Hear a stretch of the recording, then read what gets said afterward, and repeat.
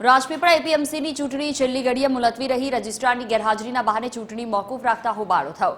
16 પૈકી 12 સભ્યોની હાજરી છતાં ચૂંટણી અટકાઈ છે। ચૂંટણી મુલતવી રહેતા નર્મદામાં રાજકીય અટકળો તેજ થઈ।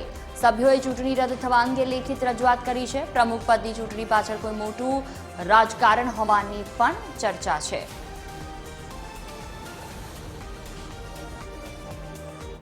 पांच दिवस पहला एजेंडा आपीने जणावेलुं के भाई 10/7 प्रमुखनी चूंटणी छे અને આજે સવારે જ અચાનક અમારા મેનેજરનો ફોન આવ્યો 4 કલાક આગળ કે ચૂંટણી મુલતવી રાખી છે।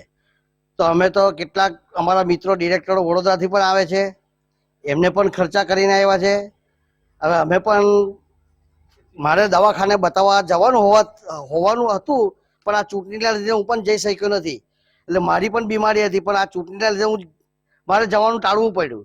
એટલે આવું ડીઆર સાહેબે આવું ના કરવું જોઈએ કે 4 કલાક આગળ અમને આવી જાણ ના કરવી જોઈએ। તો અમને જાણ કોઈ લિખિત કે કોઈ ખાલી મૌખિક ફોનથી જાણ કરવામાં આવેલ છે અને જાણવા મળેલું છે કે સમગ્ર ગુજરાતની અંદર તમામ એપીએમસીઓનું ઇલેક્શન થઈ રહ્યું છે। તો અમારી અપેક્ષા એવી હતી કે આજે અમારું ઇલેક્શન થઈ જવું જોઈતું હતું।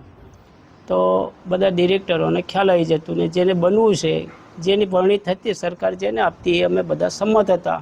હેમરાજભાઈ અમને બધાને ટેલિફોનિક જાણ કરી કે ભાઈ આપણી જે એપીએમસીના પ્રમુખશ્રીની ચૂંટણી હતી એ આપણા ચૂંટણી અધિકારી બીમાર થવાને કારણે બંધ રાખી છે। આમ અમારું બોર્ડ 16 સભ્યોનું છે, એમાં એક સભ્ય અમારો વિદેશ છે, 15 સભ્યોનું બોર્ડ છે। એમાંથી મેન્ડેટ આવે એને ચૂંટણી પ્રમુખ બનવાનું હતું।